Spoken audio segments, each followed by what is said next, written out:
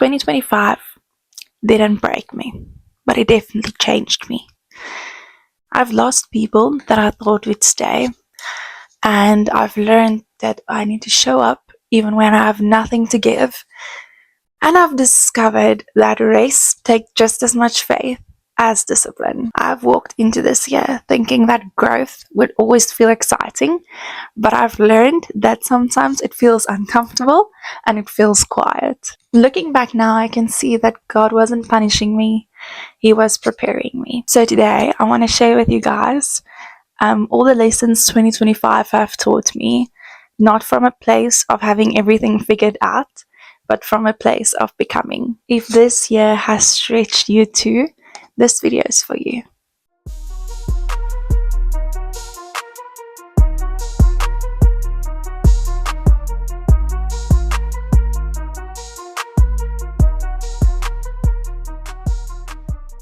One of the hardest lessons 2025 have taught me is that not everyone that enters your life is meant to stay in your life. And for a long time, I had thought that I was the problem and that I'm the reason they left. But the fact is that as you grow as a person, you outgrow people, because some people don't want to change. They don't want to grow. And so you see them stuck in their old habits, but you grow as a person and you have to leave them behind. And leaving, it hurts. It hurts in that moment, but staying would have hurt so much more. So this year showed me that losing people is not lost. Sometimes it's protection, and it's God taking people out of your life because He can see the future, and He can see that they are not going to take you where He wants you to be. And so He's protecting you. He's removing them out of your life. Outgrowing someone doesn't make you ungrateful. It means you're growing.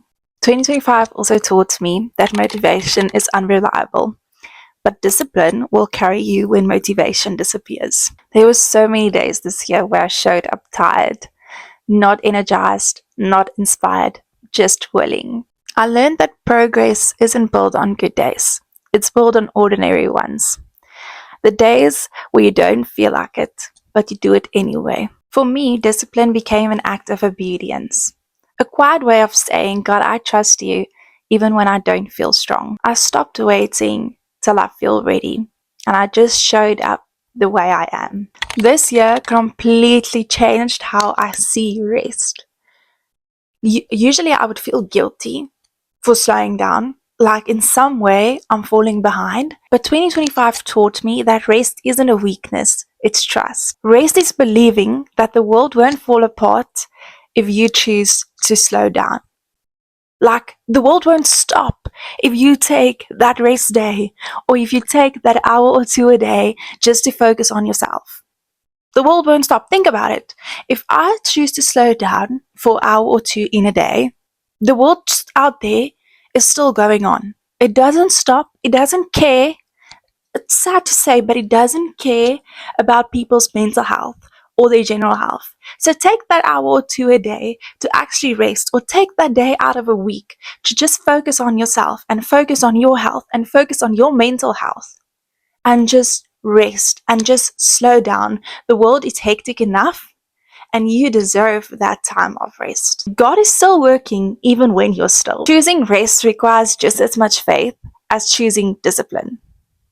Like, in order for you to rest, it means you must release the control. I learned that my worth is not based on productivity, and that sometimes the most obedient thing I can do is to actually rest. One of the biggest lessons this year was choosing obedience over comfort. There were moments in 2025 where I didn't understand what God was doing, but I chose to trust Him anyway. Obedience asked me to do hard things this year, to let go, to stay disciplined, to actually do things even when it is easier to just stop. And looking back now, I can see that comfort would have kept me the same, but obedience changed me.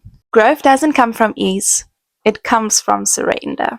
Healing was one of the most loneliest parts of this year. Like growth created distance, and silence replaced the noise. And there were moments this year where I was misunderstood by people who once knew me very well. But 2025 showed me that healing doesn't happen in crowds, it happens in quiet obedience.